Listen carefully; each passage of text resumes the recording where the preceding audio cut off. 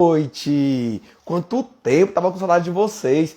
Quem não me conhece, quem não tá há muito tempo aqui no meu Instagram, ano passado, no começo da primeira onda da pandemia da Covid, eu fiz muitas lives. Fazia live sempre, toda semana, e foi muito legal. A gente conversou sobre muitos assuntos interessantes relacionados à saúde da mulher. E aí eu passei bastante tempo sem fazer, não pretendia mais fazer, porque, ó, veja bem, já tem muito conteúdo aqui no Instagram, né? Ó, toda segunda-feira tem um capítulo da nossa novela À Espera. Inclusive, se você não assiste, tem que começar a assistir, tá certo? Muito assunto interessante na espera. Aí na terça-feira eu faço comentários sobre o assunto comentado na novela. Na segunda. Na quarta-feira eu já lanço enquetes para o Papo de Quinta, que é um vídeo que sai toda quinta-feira. Na sexta-feira eu abro caixinha de pergunta sobre esse tema da semana. E no sábado e domingo, às vezes, a gente ainda abre caixinha de pergunta genérica. Então, é muita coisa. A gente está produzindo muito conteúdo. Espero que vocês estejam gostando. E aí, eu acabei deixando as lives de lado. Só que hoje, por um motivo especial, a gente vai comentar um assunto bastante interessante, que é a maternidade e a síndrome de Down. Como vocês puderam acompanhar aí no feed, no domingo foi o Dia Mundial da Síndrome de Down. E a gente fez essa postagem aqui no feed e, por coincidência, que não é bem coincidência, foi tudo programadinho, né? Justamente no episódio dessa semana de A Espera, a Ana, nossa protagonista, descobriu que o filho dela vai ter síndrome de Down. E aí eu decidi usar essa semana para discutir esse assunto. Então, hoje, vamos aqui conversar com a Shirlane, que é psicóloga da APAE de Sobral. E a gente vai conversar vários detalhes sobre esse assunto super interessante, tá certo, pessoal? Então, assim, ó, todo mundo que tá entrando aí vai comentar com o tema, com a hashtag inclusão. Quero ver todo mundo aí comentando inclusão. Comente aí. Tô tentando fixar aqui o comentário, mas não tá dando certo, não. Ah, tá aqui, achei. Pronto, deu certo. Então, todo mundo aí comentando com a palavra inclusão, tá certo? Hashtag inclusão aqui, tá bom? Vamos começar, né? Tem muita coisa pra gente conversar, muita coisa legal pra gente discutir. Então, vamos começar. Vamos chamar a nossa convidada. Será que ela já tá aqui? Shirlane já tá por aqui? Se você estiver por aqui, por favor, solicita a participação na live que eu te aceito. Por favor. Pessoal, a gente está produzindo muita coisa, né? Vocês estão acompanhando? Me digam aí, falem aí nos comentários se vocês estão acompanhando tudo que a gente está produzindo. Estão assistindo à espera, estão olhando, vendo os papos de quinta, enfim. Olhem aí, me digam aí se vocês estão participando de tudo. Se vocês estão acompanhando tudo. Enquanto a gente espera a Shirlane chegar. Eu acho que ela não entrou ainda. Estou procurando aqui. Ela não chegou ainda. Enquanto ela não chega, a gente conversa. Vamos conversando. Vocês estão gostando? Estão gostando do material que a gente está produzindo? Estão gostando do conteúdo que a gente está produzindo? Estou fazendo com muito carinho para vocês, viu, gente? Muito conteúdo, né? Muito conteúdo. Todo dia tem alguma coisa aqui no Instagram. Todo dia, todo dia. Espero que vocês estejam acompanhando, viu? Ah, outra coisa, ó. Fala para todo mundo aí que você conhece que a gente está fazendo essa live. Quero ver todo mundo clicando no aviãozinho que tem aqui embaixo e encaminhando essa live para pelo menos 3 pessoas, tá? Pelo menos 3 pessoas, para todo mundo encaminha. Todo mundo encaminha pelo menos 3 pessoas para que a gente consiga produzir bastante conteúdo e discutir bastante esse assunto tão interessante que é a maternidade da síndrome de Down. Olha aí, ó. Olha quem tá aí. Minha neurologista preferida, Karine. Beijo. Muito obrigado por tudo, viu? Cadê nossa convidada? Gente, estamos esperando, enquanto a gente espera ela chegar, a Shirlane, né? A gente continua conversando aqui, tá? Ó, como vocês viram, quem tiver aí e não estiver se acompanhando, não tiver em dia com a espera, já teve um spoiler, né? Então, o filho da Ana vai ter síndrome de Down. Ela até ficou muito triste no momento e tal, mas ela aceitou e vai encarar esse desafio. Quais vão ser os próximos desafios de Ana? Pronto, ela chegou, ó.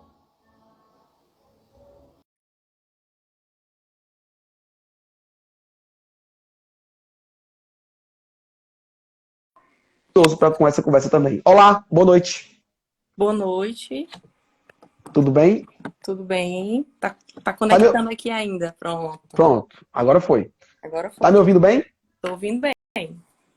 Pronto. Pessoal, essa é a Shirlane, certo? Ela é psicóloga lá da APAE, mas, para que fique uma apresentação melhor, mais bem feita, eu vou pedir para ela se apresentar. Primeiro, muito obrigado por participar desse momento, Shirlane. Eu acho que é bastante interessante que a gente discuta esse assunto nessa semana, principalmente, né? E é isso. Se apresenta, me diz assim, eu queria saber primeiro, para a gente começar logo, quebrando o gelo, né? Eu queria saber como é a tua rotina no dia a dia. Onde você trabalha, com que tipo de situação você lida no dia a dia, não só lá na PAI, mas como um todo. Me conta aí como é teu trabalho no dia a dia. Primeiramente, boa noite, né? Você tá me escutando bem? Noite. Tô ouvindo bem. Pronto. Eu queria agradecer o convite, né? Acho super importante esse tipo de evento. Adoro participar dessas rodas de conversa, dessas lives, né? Porque a gente troca muita experiência e isso é a nossa contribuição para a sociedade, enquanto profissionais. E aí a minha rotina tá um pouco assim, tá tudo muito ainda caótico, porque eu estou me adaptando, né? Além da APAE, que eu trabalho lá no turno da manhã e da tarde, né? Atendendo pessoas com deficiência intelectual, eu passei no mestrado recentemente. E aí, voltar 5 horas para casa, né? E me preparar 6 horas para a aula. E aí a aula vai até às 10 e aí eu fico, tipo, quase o tempo todo, de manhã, de tarde, de noite, com atividade. Aí quando sobra um tempinho, eu faço uma atividade física, porque eu particularmente adoro, né? Felizmente as academias estão fechadas, e aí a gente vai se virando em casa mesmo, né? Mas é praticamente isso. Minha rotina tá bem lotada. Aí depois ainda vem um chato, fica pedindo, chamando pra live, né? É muito tempo, Não, pessoal chato. eu Tá. disse para você, adoro participar desses momentos. Eu adoro receber estudantes, né? Participar de palestras, de eventos assim, adoro. Tá, então assim, vamos focar um pouco no assunto que a gente decidiu conversar hoje, né? E eu queria que você me dissesse assim, me dá um panorama, mais ou menos assim, como é que funciona a PAI de Sobral? Quantas crianças tem lá? Qual é o tipo de pessoa que vocês recebem? Então, como é que funciona de uma forma geral lá? Pronto. Eu fiz aqui um roteirinho para me guiando para a gente não se perder, né? A APAE ela é uma instituição que ela é antigamente era conhecida como ONG e hoje é OX, que é Organização da Sociedade Civil, né? Que é uma instituição sem fins lucrativos. Todos os atendimentos, todas as atividades que são feitas lá são inteiramente, nada é cobrado. É tudo de forma gratuita para as famílias. E aí a história da PAI, ela vem nesse embalo da história da pessoa com deficiência, né? Que eu sempre gosto de começar minhas falas falando um pouco sobre o contexto histórico, certo, doutor Manuel? Porque, assim, o contexto histórico ele é primordial para a gente saber de onde é que veio tanta luta, tantas Uhum. conquistas, né? E aí eu fiz aqui tipo um roteirinho para a gente seguir, certo? E eu queria pedir licença para você para falar um pouco, né, sobre as questões da pessoa com deficiência, né, o contexto histórico um pouquinho, né? A gente sabe que o universo, né, das pessoas com deficiência ele sempre foi permeado, os direitos, né, os deveres, por muita luta. E a maternidade, ela está intrinsecamente ligada a isso. Por quê? Porque é uma luta das mães. Toda conquista, né, a própria criação da APAE foi uma conquista de uma mãe, de uma filha. Primeiramente iniciou, é um movimento que tem no mundo inteiro, né, mas iniciou nos Estados Unidos com uma mãe que teve uma criança que não podia estar, não foi aceita na escola regular e ela criou a associação a partir disso. E aí a PAI veio para o Brasil, né, no primeiro momento no Rio de Janeiro, em 1954, também mediante uma mãe de uma criança com síndrome de Down. E aí começou todo esse movimento e ela começou a se espalhar do Rio de Janeiro para todo o Brasil. Existem mais de 2.000 APAES, né, atualmente, aproximadamente. Pode ser que tenha crescido um pouco, por conta que algumas surgiram, né? Mas é praticamente isso. A APAE, ela surgiu de questões mesmo de conquistas, né? De que a pessoa com deficiência, ela sempre foi tratada, a gente sabe que desde os primórdios da humanidade, né? Com descaso, Sim. primeiramente com questões de que a pessoa com deficiência, ela era escondida da Bruxaria, né? sociedade, isso, de possessões demoníacas, de castigos divinos. Eu acho que a gente ainda tem um pouco dessa, vamos dizer assim, herdou um pouco ainda disso nas falas das mães, né? Que já vou falar um pouquinho com você sobre isso. Essa questão ainda é implícita, apesar da gente observar esse tipo de fenômeno na Idade Antiga, né? Na Idade Antiga tinha-se esse paradigma, que as pessoas com deficiência eram causas, e os transtornos mentais também estão aí, né, no meio, possessão demoníaca e de castigo dos deuses. E hoje muitas mães ainda têm a fala disso, né? De que, ó, seu filho nasceu assim por castigo, né? Que você foi uma pessoa má, né? É karma, né? Tem toda ainda essa história, ainda essa herança. E aí, né, com o passar do tempo, a humanidade foi evoluindo e a pessoa com deficiência, ela foi lançada, tirada desse paradigma mais, vamos dizer assim, místico, né, de tratar ela dessa forma, e aí colocado num paradigma mais médico, vamos dizer assim, biomédico, né, da criação dos centros, dos institutos, dos hospitais, né, de locais onde se dava esse tratamento para as pessoas. Mas, praticamente, esse paradigma era mais voltado para essa questão biomédica mesmo, né? Atualmente, agora, né, é que o nosso paradigma houve uma mudança e ele passou mais a ter um caráter educacional. Que aí veio as leis, que nós somos amparados, né? A própria LDB, que é uma lei de diretrizes, né? Essa lei, ela é super importante, porque ela é um marco histórico de toda o aparato, né? Que a pessoa com deficiência possui para estar na escola regular. Metodologias, com tratamentos, com toda essa questão, esse aparato estrutural e profissional voltado veio após a LDB. E ela só tem aproximadamente 20 anos. Entendeu? Então, assim, é um percalço de muita luta, né?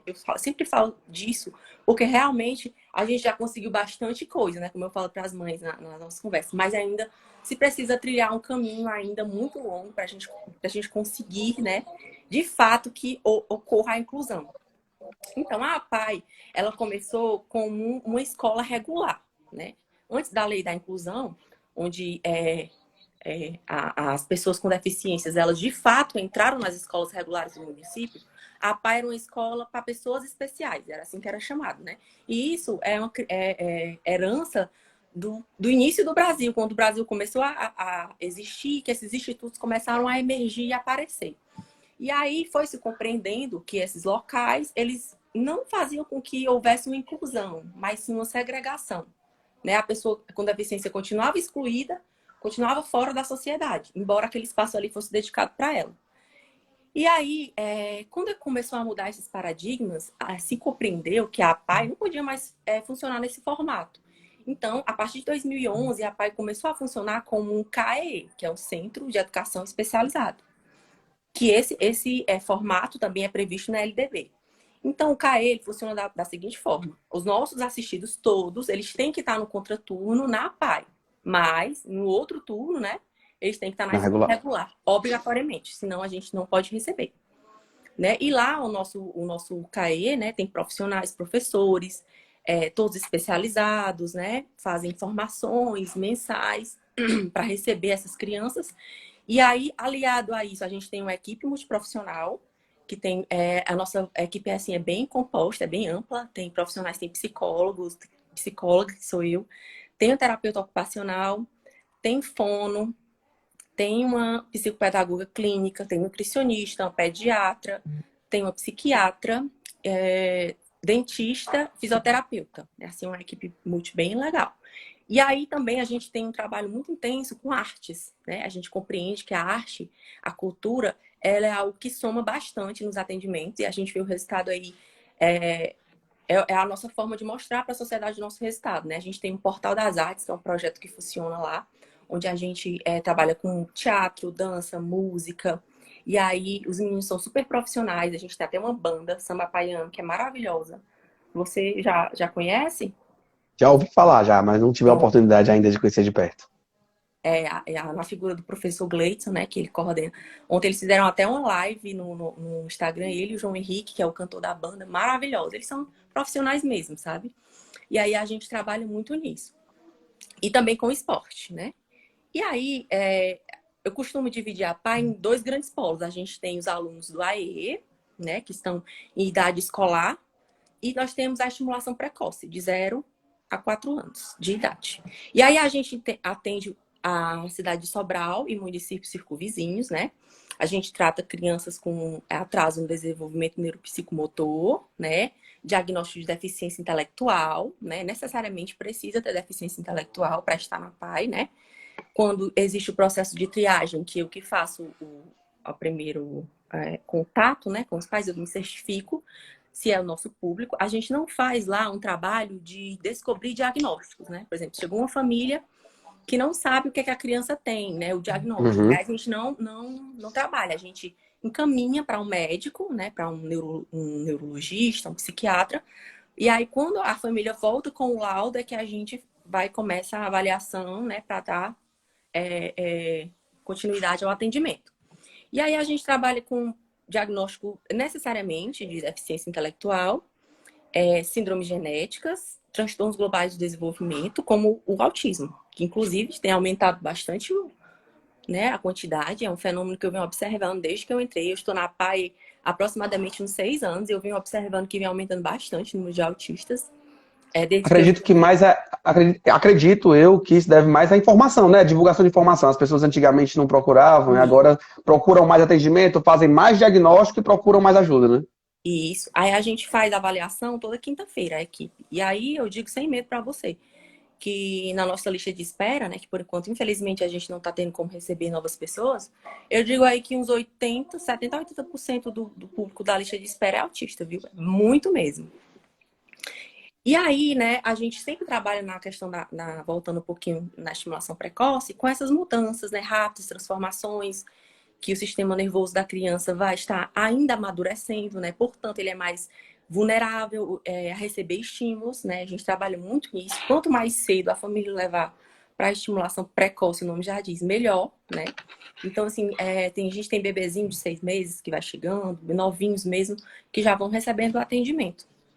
E aí, o nosso objetivo, né, é evitar ou minimizar distúrbios do desenvolvimento que oferecem à criança a possibilidade de desenvolver todo o seu potencial nos aspectos intelectual, físico, afetivo, emocional e social.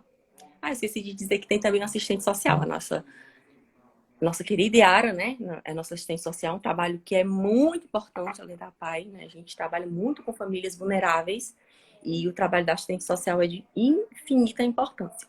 Os nossos atendimentos são semanais e sistematizados. Eles acontecem a partir de uma avaliação inicial com a equipe, né? Como eu digo, na triagem, primeiro é feito comigo para me certificar do diagnóstico. E aí acontece a avaliação com a equipe multiprofissional. E aí depois disso, né, quando a criança passa por todos os profissionais, cada um tem a sua anamnese, né? É feito anamnese, observações, nas questões, principalmente nas questões desenvolvimentais, né? Os marcos do desenvolvimento a gente vai observando, a gente sabe que por questões de prática, né, dos nossos estudos, a gente sabe que a criança ela passa por esses marcos e a gente vai percebendo os atrasos, né, quando a criança chega. Na fala da mãe, a gente também vê as influências genéticas, a gente vê as influências do ambiente, do contexto ambiental, as comportamentais e as socioculturais. Isso nas crianças da estimulação precoce. Mas também fazemos avaliação em adultos. Aí, nos adultos, a gente observa outros aspectos, né? Por exemplo, a colaboração, né, do paciente, o conteúdo dos pensamentos, tem pensamento obsessivo, esses pensamentos suicidas, né? Também acontece. Oi, tudo bom? Meu sobrinho veio aqui.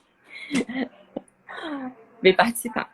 E aí, a aparência dele, em geral, né? A postura, se é uma pessoa agitada, se é uma pessoa mais tranquila, o comportamento social, né? Se apresenta comportamentos bizarros, manias, né? A senso-percepção, como é as questões da imaginação, das percepções, né? Do estilo que ele vai, se é uma pessoa que apresenta limpeza ou não, né? Sem preocupação com a imagem, a atenção, a concentração, todos esses aspectos a gente observa na hora da avaliação. E aí, né, essa parte que eu citei para você é toda a parte clínica, né, da equipe multiprofissional e tal.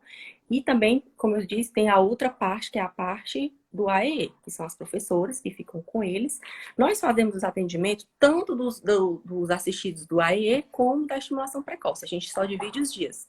Dias de segunda, quarta e sexta a gente assiste a estimulação precoce.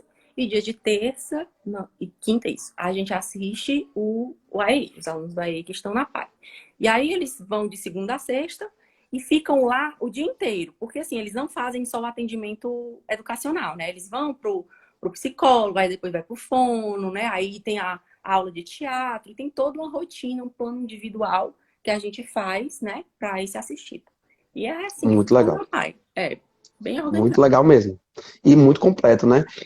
Porque assim, o que eu acho legal é que, pelo que eu estou entendendo, vocês abordam vários pontos da vida daquele paciente, né? Sim. Tanto o ponto mais educacional mesmo, como o ponto mais clínico, como o ponto mais cultural, enfim, é uma abordagem muito completa, né? E me diz uma coisa, mais ou menos, assim, quantas pessoas vocês assistem lá? Tem essa ideia? Tem. Eu tenho os dados aproximados, né? A gente está com Sim. um total 300 pessoas, né? Às vezes o número cai um pouco, sobe, né? Devido aos desligamentos. A gente está tentando nessa pandemia não fazer desligamento, nem fazer avaliação para entrar ninguém, né? Tentando dar uma parada. Na estimulação precoce tem aproximadamente 58. No AE tem aproximadamente 250. Aí isso vai variando, né? Os diagnósticos Uhum. altos, né? De síndrome de Down, a gente tem aproximadamente 50, 55 pessoas. E com autismo tem 60 a 70, né? Tá um pouco mais elevado. E aí esse é o nosso Certo. grupo. Os demais é paralisia cerebral, né? Outros. Uhum. Entendi. Tá, então assim, deixa eu te explicar um pouco o contexto de por que a gente está fazendo essa live, né? É seguinte, eu publico aqui no meu perfil uma novela, certo? E a nossa protagonista, que é a Ana, ela estava com dificuldade de engravidar, aliás, ela estava sem querer engravidar, engravidou, e aí agora, na novela, ela descobriu que o filho dela vai ter síndrome de Down. Essa descoberta foi feita no ultrassom morfológico, né? No primeiro ultrassom morfológico ali, em torno de 12 semanas, a gente tem essa possibilidade de identificar com muita precisão essa possibilidade, né? E ela ficou um pouco desnorteada. E aí, a gente publicou esse episódio essa semana de propósito, né? Porque a gente sabia que é a semana da síndrome de Down, foi calculado. Só que aí eu coloquei alguns caixinhas de pergunta, e a coisa que eu mais escuto, certo? Que eu queria que você comentasse aqui. A coisa que eu mais escuto é o seguinte, doutor, para que é que eu vou descobrir que o meu filho tem algum problema antes dele nascer, se eu não tenho como resolver? Aí, assim, primeiro eu quero dizer para vocês que estão me ouvindo aqui, que assim, a ultrassom morfológica, só para dar uma palhinha aqui, depois eu quero te ouvir. A ultrassom morfológica, ela descobre várias malformações, tá? Várias, várias, várias. Muitas delas a gente tem como intervir, sim, mesmo dentro do útero. Outras, a gente tem que preparar o momento do parto. Então, o bebê vai nascer, e depois que ele nascer, ele vai precisar de um cuidado específico. Então, a gente tem que preparar esse cuidado específico, né? Vamos supor que ele precise de um centro maior, então a gente vai ter que transferir para esse parto acontecer em um local que tenha uma assistência específica, enfim. É super importante que a gente tenha uma noção do que vem pela frente, de como vai vir aquele bebê que a gente vai receber, tá? Mas em relação à síndrome de Down especificamente, que é o nosso assunto de hoje, eu queria saber o seguinte, o porquê que você acha que é importante a família saber que vem por aí um bebê com síndrome de Down? Até bom você tocar nesse assunto, porque realmente, para mim, enquanto profissional, tem um pouco de angústia aí nessa toda essa questão. Por quê? Porque todas as pessoas as mães, né, que chegam para mim, que têm um filho com síndrome de Down, né, elas falam para mim, eu vou dizer para você sem medo, nenhum até hoje sabia que a criança tinha síndrome de Down na gestação. Nenhum.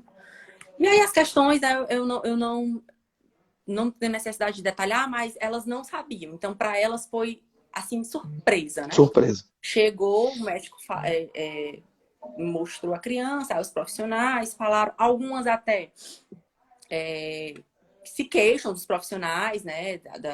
Se queixam da forma como foi falado, né? A gente teve até uma live também, doutor, que foi semana passada, sobre a síndrome de Down. E uma das mães também falou que uns profissionais usou termos pejorativos, né? Isso magoou muito ela, chorou bastante.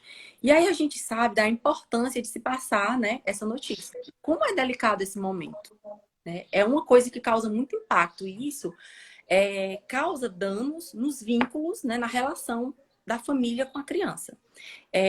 Como eu não tenho experiência com mães que tá lá a criança dentro da barriga e ela já sabe com síndrome de Down, eu fui fazer estudos, né, para eu falar com você sobre isso.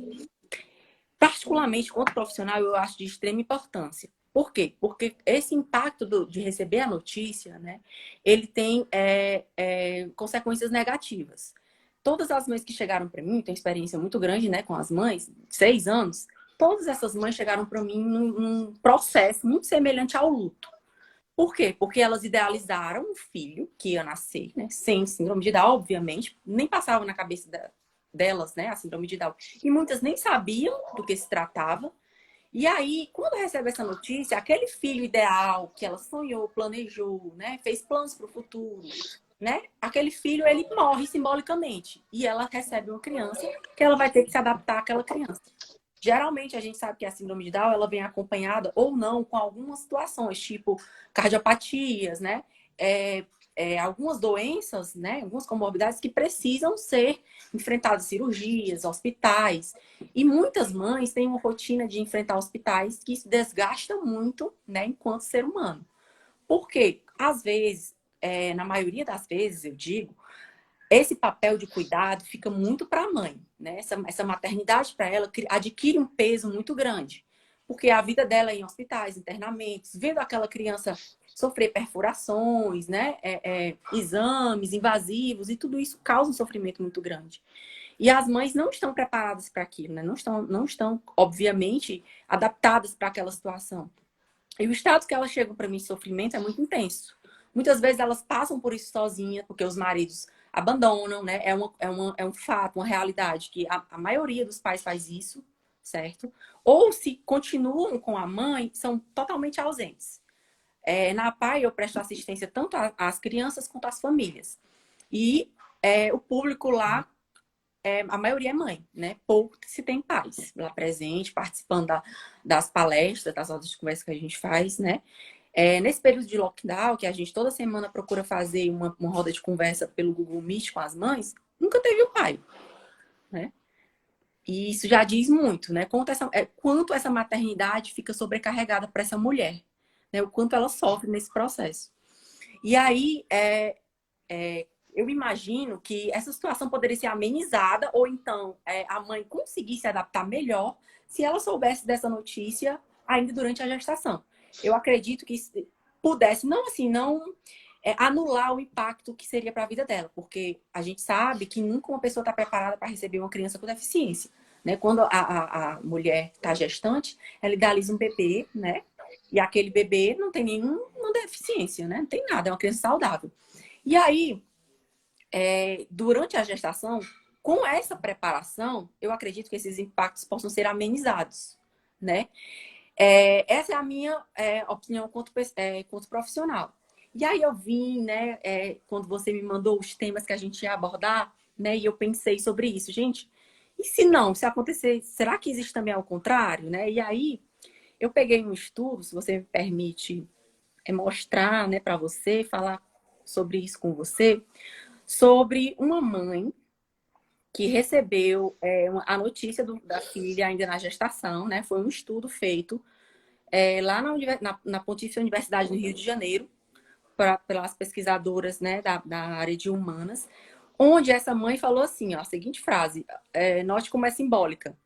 Em uma entrevista, a mãe relatou: a síndrome de Down chegou antes da minha filha. Né? O que a gente pode tirar dessa frase, né? A síndrome chegou antes da minha filha. Então, ela basicamente enxergou aquela criança como um diagnóstico. Né? A criança deixou de ser o sujeito desejado, né?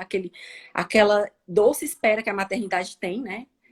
Quando se é planejada, a gente também não vai romantizar a maternidade, a gente sabe que existem casos e casos, né? Mas esse caso aqui, especificamente, a mãe, ela tinha todo o ideal da criança, da gestação, né? E aí, esse bebê, ela soube durante exatamente a ultrassom morfológica, né? Que a criança teria a síndrome, e ela falou essa frase. Para as pesquisadoras foi muito marcante, porque ela, antes de ser uma criança, de ser a filha dela, era uma pessoa com síndrome de Down. Né? E ela não conseguiu absorver aquela informação com naturalidade, nem conseguiu se adaptar àquilo. Foi preciso um trabalho psicológico muito intenso, né, diante da situação, para que aquela mãe pudesse criar vínculos com seu filho. Né? E isso diz de um sofrimento que toda a família passou, né? E demorou um tempo para que ela pudesse aceitar aquela criança, amamentar, né? Tentar amamentar, a gente sabe que também é um processo bem complicado, algumas mães não conseguem, né? E aí, tudo isso causa impacto nesse vínculo mãe-filha, né? Era uma coisa que eu queria trazer para você. Certo, muito legal. Ó, assim, primeiro eu quero comentar, quero fazer dois comentários em relação à sua fala. O primeiro é o seguinte: realmente a gente tem um problema nesse diagnóstico, por quê? Principalmente pelo acesso, né? O acesso ao exame ultrassomorfológico, infelizmente, é muito ruim, né? A gente sabe que a grande, com certeza, talvez, sei lá, vou chutar, tá? Mas talvez 80% das pessoas que procuram a PAI devem ser assistidas pelo SUS, né? Deve ser mais ou menos por aí, Ou né? mais, 80 E, ou mais. pois é, esse acesso a ultrassom morfológico pelo SUS, ele não é tão simples, né? Então, esse é o primeiro ponto. As pacientes não fazem ultrassom morfológico, né? Segundo ponto é o seguinte, muitas vezes, infelizmente, esse exame é um exame dependente, é um exame operador dependente. Infelizmente, algumas pessoas que não são especialistas nisso acabam fazendo e acabam deixando passar. Eu recebi muitas pessoas dizendo, mas fulano de tal fez, não descobriu e tal. Acabam deixando passar esse diagnóstico, isso pode acontecer também. Mas eu acho que o principal ponto realmente é o acesso ao exame, né? Outra coisa que eu acho que eu queria comentar é o seguinte: você usou uma palavra que eu achei bastante interessante, eu até marquei aqui, já anotei aqui do lado, que é o luto. Então eu fiquei pensando, né? Realmente, para aquela mãe, isso é um pensamento meu também, nada baseado em nada, né? Para aquela mãe realmente morre um filho imaginado e nasce um filho que ela não esperava. Realmente existe a situação de luto. Mas assim, a gente sabe que o luto tem suas fases, né? Suas fases, tem todo um processo já bem explicado, bem estudado, né? A fase que assistiu aí a série WandaVision, que eu sou cinéfilo, viu? Sabe que WandaVision é uma série de super-herói, mas tem a ver com as fases do luto. E a última fase do luto é a aceitação, né? E assim, teoricamente, se ela descobrir esse diagnóstico ainda durante a gravidez, talvez ela chegue na hora do parto já próximo, já mais adiantado nessas fases, né? Já chegue lá próximo já da aceitação. Diferentemente de se ela descobrir na hora que ela vai ter que enfrentar todas essas fases desse processo, já com um bebê no colo, que já não é fácil. Ó, toda mãe, independente do filho ter necessidades especiais ou não, toda mãe tem um processo difícil logo depois do parto. Aí sabe que o puerpério, né, essa fase pós-parto, ela é muito complexa de modificações hormonais, de modificações físicas, estruturais e emocionais. Ela tinha uma casa que não tinha um ser, que agora vai ter, que muda tudo, muda toda a rotina. Inclusive tem até o que a gente chama de blues puerperal, né, que é um estado de angústia, tristeza logo depois do parto, que é extremamente comum. Então você imagina aí, associada a todas essas mudanças, ainda vem uma coisa que não é esperada, ainda vem uma surpresa. Então complica muito mesmo. Eu acredito que realmente o diagnóstico precoce, o diagnóstico ainda durante a gravidez, deve minimizar um pouco esses danos, deve facilitar um pouco realmente esse processo, né? Com certeza. E também o que vai fazer toda a diferença é o acompanhamento profissional, né? E aí ela Sem tiver dúvida. profissionais que direcione isso para ela. Porque assim, o que é que mais acomete as mães, né, que eu assisto lá na PAI? É o medo do preconceito, né? De como o filho vai ser tratado pela sociedade. E a gente tem esse tema como presente todos os dias, né? Seja na escola, seja pela própria família, que não aceita, né? Não quer tocar na criança, não quer pegar a criança no colo, né? De situações muito tristes, né? Que a mãe realmente se sente ali, às vezes, encurralada. E aí, né?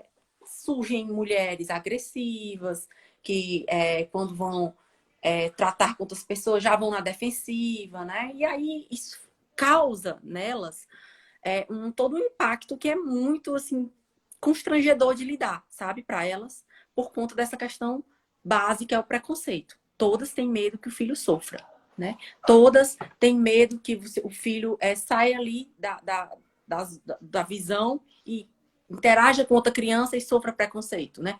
Se você for conversar com alguma, todas têm uma história, né? Seja em ambientes fora de casa, seja na própria casa, né? Todas têm uma história relacionada a isso. E é o que figura na fala delas como algo marcante essa questão, né? Que a gente sempre conversa, sempre faz rodas de conversa sobre isso.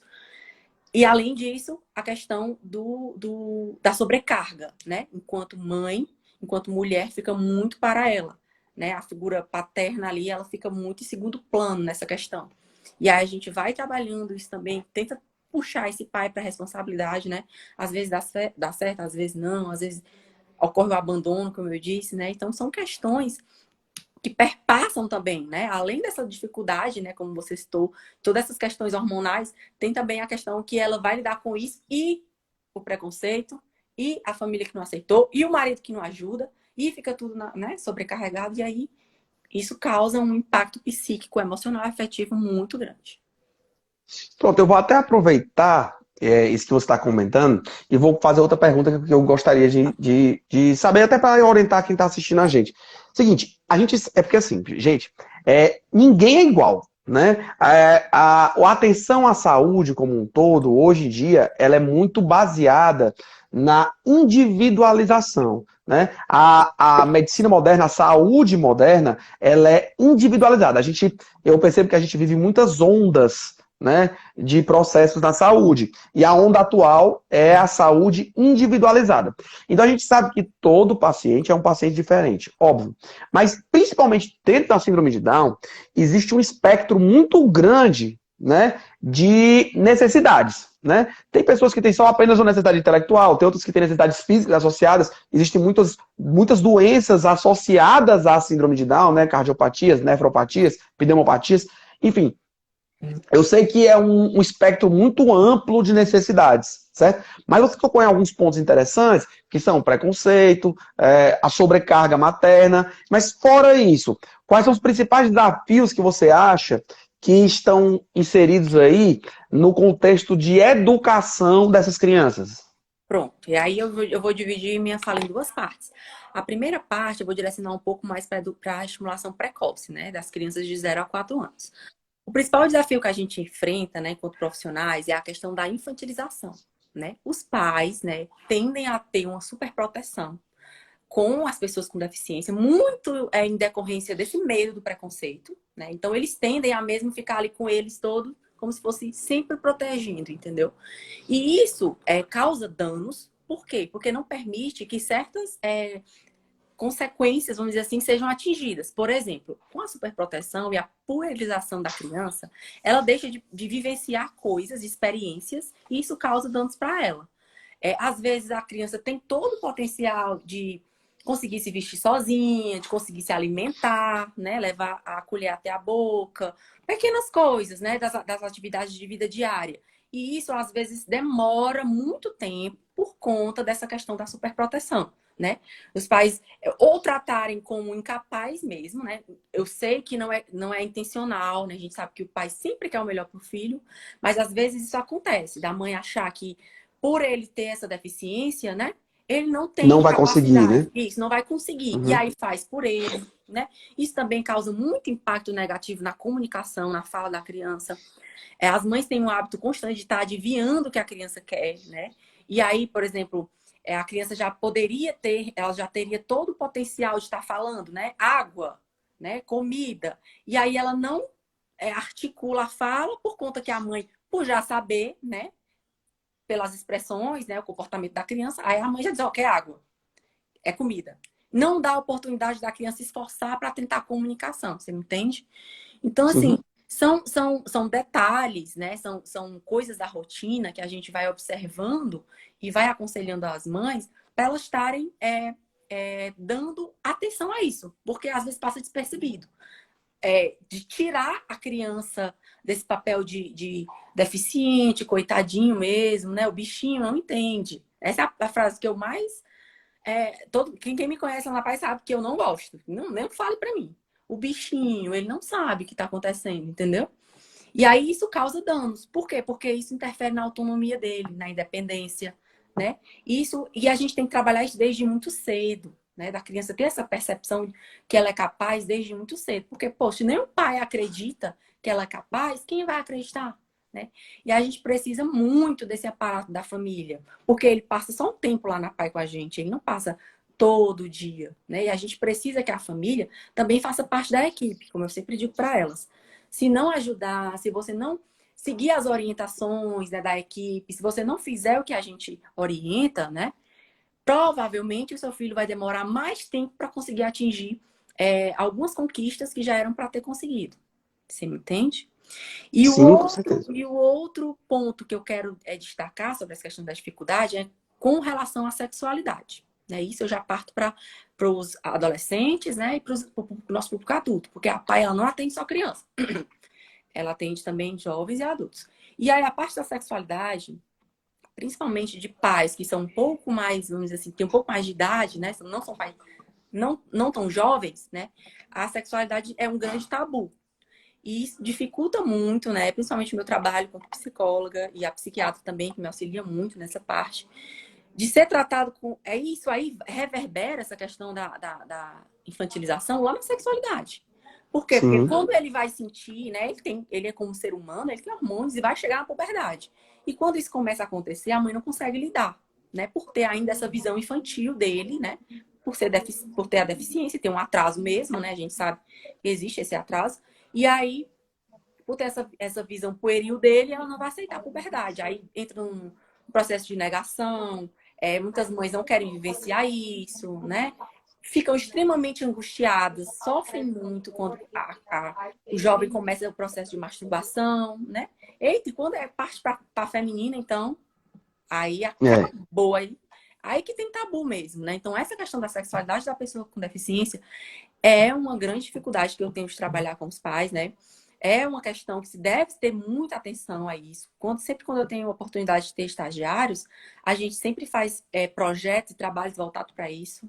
Né? Recebo também os estudantes da medicina, também já fizeram algo voltado à sexualidade, os estudantes de psicologia. Então, eu sempre tento tá focando nisso, né? Todo mês tá focando. Porque, olha, veja bem, aconteceu uma situação comigo já lá na PAI, que eu fui tratar de educação sexual com eles e levei fotos de DSTs para o público adulto. E aí você não sabe o que aconteceu. Entre eles começou, vamos dizer, uma fofoquinha que eu estava mostrando fotos e vídeos pornô. Você entende? Dado Sim. a pouca compreensão que eles têm do assunto. Entendeu? Então, e aí, quando eu converso com eles, você já conversou sobre isso com seu pai? Né? Sua mãe já chegou para você e conversou sobre isso? Não. Aí muitos nunca tinham visto uma camisinha, ou então muitos foram colocados na vida sexual, vamos dizer assim, por alguns pais, a gente sabe que existem essas coisas, né? De levar para profissionais, né, do sexo, para estar tirando a virgindade. E aí, Inclusive abuso também, né? Quando eu isso, estava na atenção básica, infelizmente, principalmente as meninas que têm alguma necessidade especial, infelizmente, a gente tem que falar a verdade, elas são muito vítimas de abuso, né? muito vítima. E não sabem expressar essa sexualidade, né? Tive um caso recente de uma das nossas assistidas que estava se expondo, expondo o número dela, né? Não sabe dimensionar a questão do desejo, né? Porque nunca teve ninguém para orientar, né? Então não sabe dimensionar. Sim.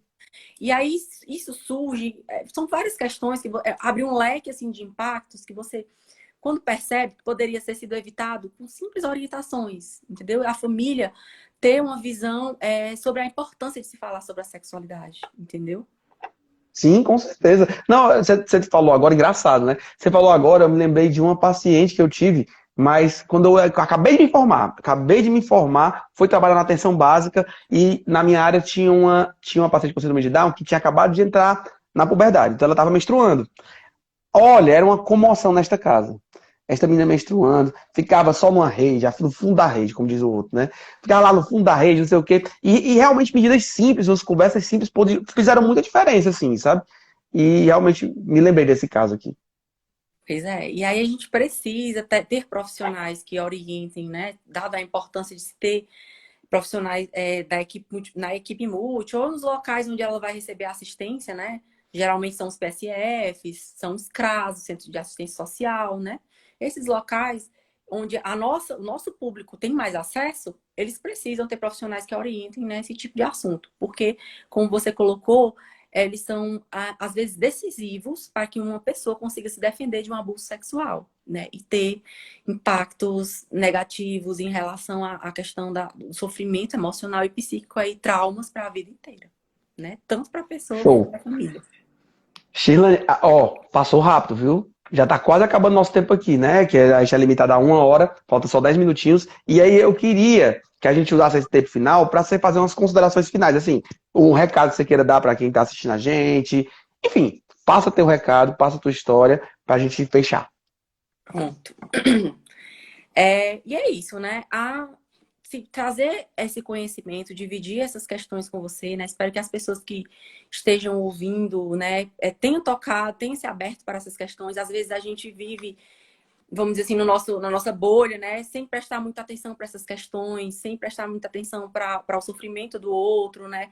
De ver uma mãe, às vezes, de estar tão sobrecarregada, ter esse tanto sofrimento na vida, e às vezes ela é incompreendida, né? Não tem aquela pessoa, aquele profissional para fazer uma escuta, né? Para dar uma orientação.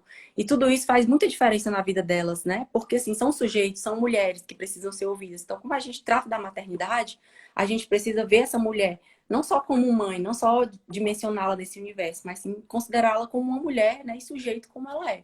A mesma questão para a pessoa com deficiência, né, de enxergar a pessoa além do diagnóstico, de vê-la como realmente como sujeito, capaz, né? Todos nós temos dificuldades. Eu, particularmente, jamais poderia pegar um violão, tocar e fazer lá atual e tem baixa visão, mas que teve uma apresentação maravilhosa e linda, né, mostrando toda a sua potencialidade. De estar dando oportunidade para a sociedade perceber que a pessoa com deficiência ela pode e deve estar inclusa, né? De ter essas questões muito faladas, muito amplamente discutidas, né, por todos os profissionais, por todas as redes, onde a gente puder estar falando sobre esses assuntos é muito importante. E aí, pode falar. E não só falar, né? Colocar em prática, né? Porque, assim, às vezes a gente vê muito discurso bonito e pouca prática, né? Uhum, com certeza. Né? Tá. Então é isso. Muito, muito obrigado. Adorei nossa conversa. Como eu disse, passou muito rápido, Foi né? Foi mesmo. muito legal. Muito obrigado mesmo. Pessoal, ó, e vocês estão assistindo aí, certo? Saibam que vai vir muita surpresa ainda na novela à Espera, viu? A gente descobriu agora a síndrome de Down, mas vai descobrir outras coisas, vai acontecer um monte de coisa. Então continue acompanhando as novelas, continue acompanhando os conteúdos. Eu acho que informação é uma das melhores armas que a gente tem, Com certeza. né? Em todos os sentidos, tanto para a inclusão, que é o nosso tema de hoje, como para conhecimento mesmo, para você entender realmente o que está acontecendo com o seu corpo, por exemplo, né? Para você lutar contra as fake news, contra os profissionais que divulgam informação falsa e boba nas redes sociais, na internet como um todo. Então procurem sempre pessoas, profissionais de qualidade, como a Shirlane, Obrigada. e pessoas de todas as áreas para que vocês consigam se informar bem. E informação sempre tem aqui no perfil também, viu? Todo dia tem coisa nova, então acompanhe bastante. Muito obrigado, Shirlane. No Viu? mais, queria agradecer você pelo espaço e parabenizar pelo seu trabalho. Achei muito interessante a novela, muito legal, uma ideia muito bacana que, né, transmite muito conhecimento aí para a galera. E estamos aqui, se precisar, né, para a gente conversar, me chamar, estou aqui às ordens, só a gente combinar, viu? Beleza, show. Obrigado. Por Tchau, nada. pessoal. Tchau, E aí, gente. depois, ó, comentem lá no vídeo desse feed se vocês querem que eu faça mais live. Se eu volto, porque ano passado eu fiz muita live. Eu achei que tava todo mundo cansado de live, certo? Mas o pessoal parece estar recebendo bem. Eu vou pensar se eu volto. Então comentem lá no feed, que vai ficar lá no feed, né? Comentem lá se vocês querem que eu volte com as lives, tá bom? Abraço, boa noite aí a Tchau, todos. abraço, tchau. Tchau, Obrigada, obrigado. gente.